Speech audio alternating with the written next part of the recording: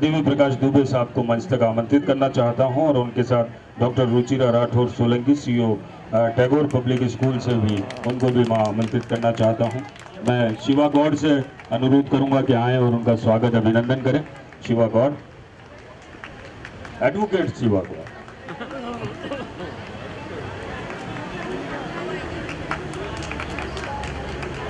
तालियां बजा दीजिए ना, क्या अच्छा लगेगा, हमको भी अच्छा लगता है ताली बजती है और जो लोग आते हैं उनको भी बहुत अच्छा लगता है। पास में खड़ा करवा लो, एक फुट हो जाएगी।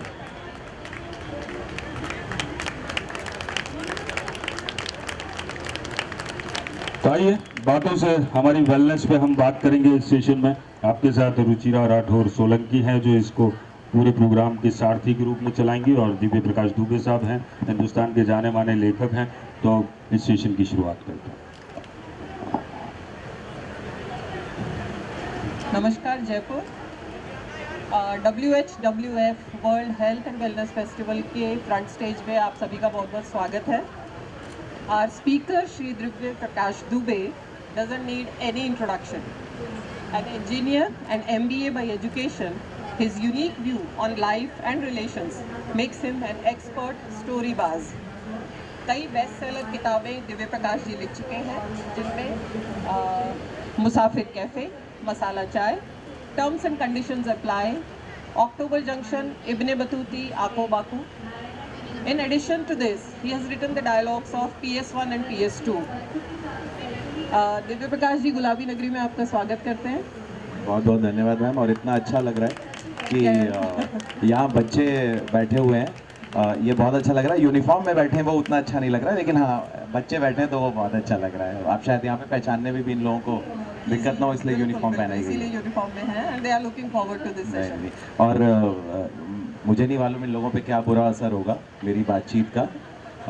आप लोग टीचर लोग और सिखाने वाले लोग बैठे हैं, अगर ये लोग बिगड़े तो ये मेरी जिम्मेदारी नहीं है, है ना। इसके बाद मेरी बातचीत के बाद एक आध लोग बोले कि हम बिगड़ गए।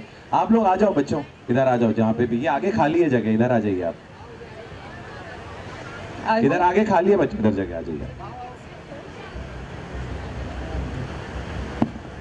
आ जाइए आ जाइए आ जाइए, एक बार बैठा ही देते हैं, आ जाइए आइए।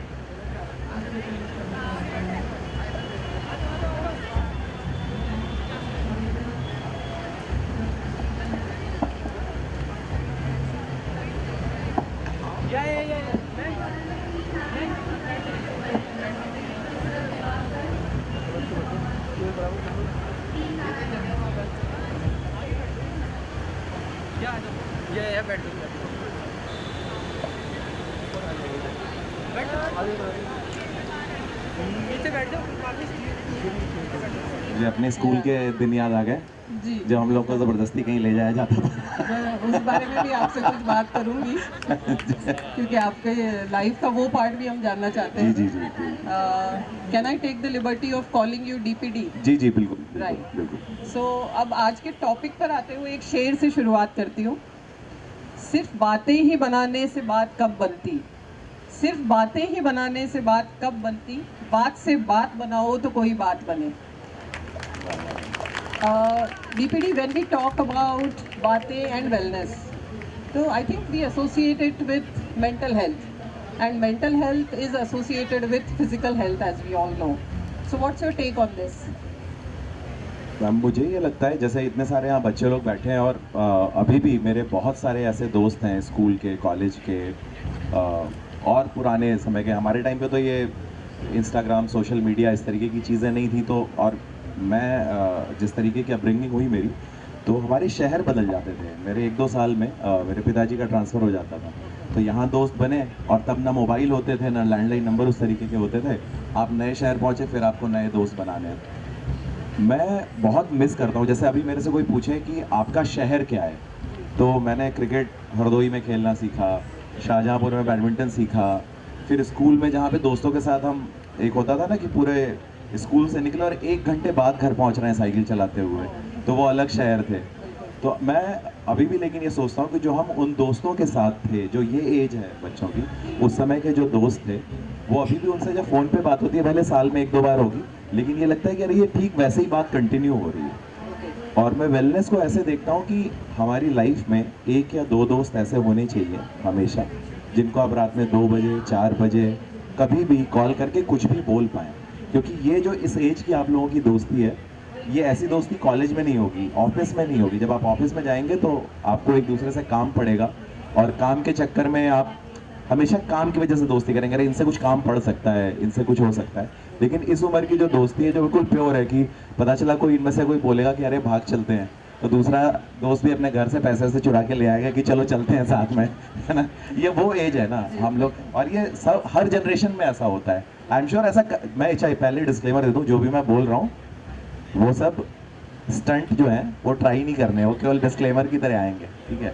तो लेकिन मैम जो वेलनेस है, मैं अभी भी ये सोचता हूँ कि एक दोस्त हो लाइफ में आपका ऐसा, जिससे आप सब कुछ बोल पाएँ। अगर एक या दो दोस्त हैं तो आप इस दुनिया के सबसे अमीर व्यक्ति हैं, और अगर आप बोल पाते हैं तो आप अपने आप को हल्का कर पाते हैं। क्योंकि जो मेंटल हेल्थ का, और स्पेशली इस एज में, और ये तो फिर भी बहुत बड़े बच्चे, मेरा बच्चा 7.5 साल का है और वो गलती से क्लास फर्स्ट में उसको स्टूडेंट ऑफ द ईयर मिल गया। तो मैं उसको चढ़ाने लगा कि ये बताओ क्लास सेकंड में मिलेगा कि नहीं मिलेगा, मिलेगा कि नहीं मिलेगा। भैया तो एक दिन वो बेचारा बैठा, उसने अपनी मम्मी को बैठाया और अपनी मम्मी के सामने मुझसे बोला कि ये पापा को समझा दीजिए, मुझको ये प्रेशर में मत लिया करें, है ना, मैं टेंशन में आ जाता हूँ। इतना सा है वो। तो ये जिस जनरेशन है बहुत कुछ झेल भी रही है ना, इन पे बहुत सारा प्रेशर है। आप देखिए, हम लोग जब बड़े हो रहे थे तो हफ्ते में 2 बार चित्रहार आता था, बस बुधवार को शुक्रवार को 2 बार। और अब यहाँ पे इतना स्क्रीन टाइम है इन बच्चों का, मोबाइल है, घर पे टीवी है, अलग स्क्रीन है, कई सारा स्क्रीन टाइम है, उस बीच में पढ़ना भी है। और अब कंपटीशन हाइपर कॉम्पिटिटिव हो गया है हमारे ज़माने से अभी तक। बहुत इन लोग आसान नहीं है लाइफ इन बच्चों की उसमें। और कई बार क्या होता है, हम पेरेंट्स की तरह, जैसे मैं अभी 7.5 साल का बच्चा मेरा, उसको मैं 200 बार बोल चुका हूँ, पढ़ो पढ़ो पढ़ो पढ़ो पढ़ो। मेरे पिताजी ने मुझे 40 साल में कभी नहीं बोला कि पढ़ो, एक बार भी नहीं बोला। तो आई थिंक वो इन जनरल जो लाइफ डिफ़िकल्ट हुई है, और मुझे ये लगता है कि जितना मुश्किल हुआ है, हम बच्चों को बच्चों की तरह नहीं समझ पाते हैं। इन जनरल हम लोगों को लोगों की तरह नहीं समझ पाते। हम सोचते हैं कि अरे शर्मा जी का बच्चा कर रहा है, दुबे जी के लड़के ने कर लिया तो ये भी कर ले, और वो हम न चाहते हुए प्रेशर दे देते हैं। ऐसा नहीं है कि हर कोई पेरेंट्स ऐसा चाहता है कि बच्चा बिगड़े है वो, लेकिन कई बार सारे बैरियर ब्रेक करके ना, हमें लगता है हमें बच्चों से दोस्तों की तरह मिलना चाहिए। क्योंकि हमारे पहले दोस्त, जैसे मेरी पहली दोस्त मेरी माता जी थी, मैं उनसे कुछ भी बोल लेता था। तो जब मेरी शादी हो गई तो एक दिन ऐसी वो भिंडी काट रही थी, तो अपने मेरी वाइफ को बताने लगी, अरे इनका चक्कर कहीं और था, है ना ये तो किसी और से शादी करना चाहते थे, ये तो बढ़िया हुआ तुम आ गई, वो तो हमें पसंद ही नहीं थी। तो लेकिन ये कंफर्ट मेरा अपनी माता जी के साथ है ना, और मुझे बड़ी खुशी है कि उस तरीके का कंफर्ट है। तो आई एम श्योर जो ये मेंटल वेलनेस है या इन जनरल वेलनेस है, ये बहुत ज़रूरी है। आप सभी बच्चों से बस मैं एक चीज़ कहूँगा, जो भी आपका एक दोस्त है या 2 दोस्त हैं, उनसे सारी बातें आप बता दें। आप चाहे कुछ भी गड़बड़ कर रहे हैं ना, किसी को एक को पता होना चाहिए दुनिया में कि आप कहाँ हैं और क्या गड़बड़ कर रहे हैं। गड़बड़ करना तो रोक नहीं सकते आप जिस एज में है उसमें, लेकिन फिर भी किसी एक को पता रहे तो वो जानकारी रहेगी, तो आपको चिंता नहीं रहेगी। किसी एक को सब बता दें, अपने मन में कुछ ना रखें, मन में रखने में सब भारी भारी हो जाता है। और हम लोग एक्चुअली उड़ने के लिए बने थे, हम लोग चलने के लिए भी नहीं बने थे। जब आप भारी करेंगे तो आप चलने में दिक्कत होगी। तो लाइफ हल्के फुल्के ढंग से ही निकाल लीजिए आप लोग, तो ज़्यादा अच्छा है। इसका ये मतलब नहीं है कि प्रेशर नहीं लेना है एग्ज़ाम का और अच्छे नंबर नहीं लाने, उसके अपने फ़ायदे और नुकसान दोनों हैं, बट वो बात हम करने नहीं आए आज यहाँ पर। एक्चुअली वो बात तो हम इनको रोज स्कूल में समझाते हैं, तो I think they are fed up with that, so today's session is something different. और मैं बस एक चीज़ और बता दूं कि मेरे नंबर बड़े अच्छे आते थे, मैं टॉप 3 में रहता था। हाँ, उसका because that's what I'm trying to say, that academics is equally important. बहुत ज़रूरी है मैम। और मेरे को लगता है, जैसे एक चीज़ मैं मानता हूँ, और मैं थोड़ा इसको लेके बहुत सिंसियर भी रहता हूँ कि जैसे हम as a kid, as a student, हम लोग को वैसे भी लाइफ में और कोई काम नहीं है ना, जिम्मेदारी एज सच नहीं है। अगर आप मिडिल क्लास फैमिली से आते हैं या ठीक ठाक फैमिली से आते हैं, तो आपको ये जिम्मेदारी नहीं है ना कि आपको 10 काम और करने हैं। तो एक काम दिया गया है पढ़ने का अपना फ़ायदा ये है, नुकसान तो खैर बहुत सारे हैं, वो अलग बात है, लेकिन अपना फ़ायदा उसका पढ़ने का ये है कि आपको लाइफ में बेसिक सिंसियरिटी आती है। जो आप कुछ भी फील्ड में आप जाएंगे, कल को आप आर्टिस्ट बनेंगे, इंजीनियर बनेंगे, डॉक्टर बनेंगे, MBA बनेंगे, कुछ भी बनेंगे, लेकिन जो बेसिक सिंसियरिटी कि आपको ये काम दिया गया और वो काम आप कितने अच्छे से कर सकते हैं, वो करना आता है। तो इसलिए पढ़ना ज़रूरी है। टॉप करना ज़रूरी नहीं है, लेकिन पढ़ना बहुत ज़रूरी है। बिल्कुल। DPD, I think you know I'm a gynecologist by profession and an educationist by passion.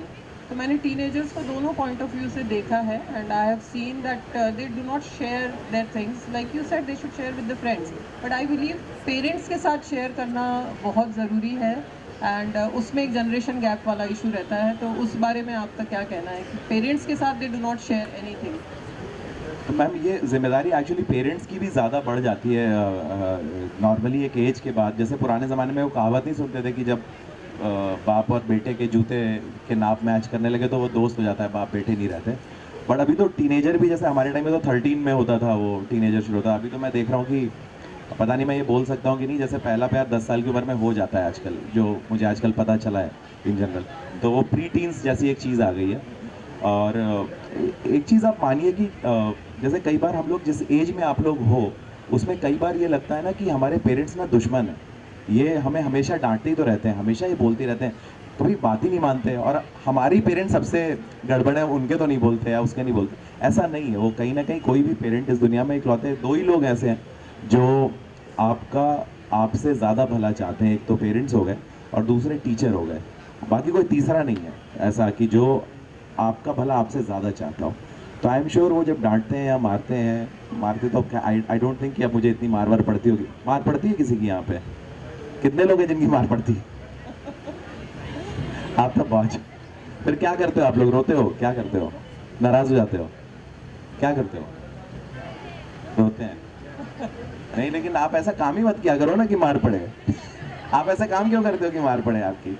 But anyways, मतलब वो जैसे मैं भी कोशिश मैम बहुत करता हूँ, लेकिन मैं क्या बताऊँ, मेरे से भी चली जाता है हाथ 1-2 बार. हालांकि वो 1-2 गुड कॉप बैड कॉप वाला होता है. जैसे मेरी वाइफ बैड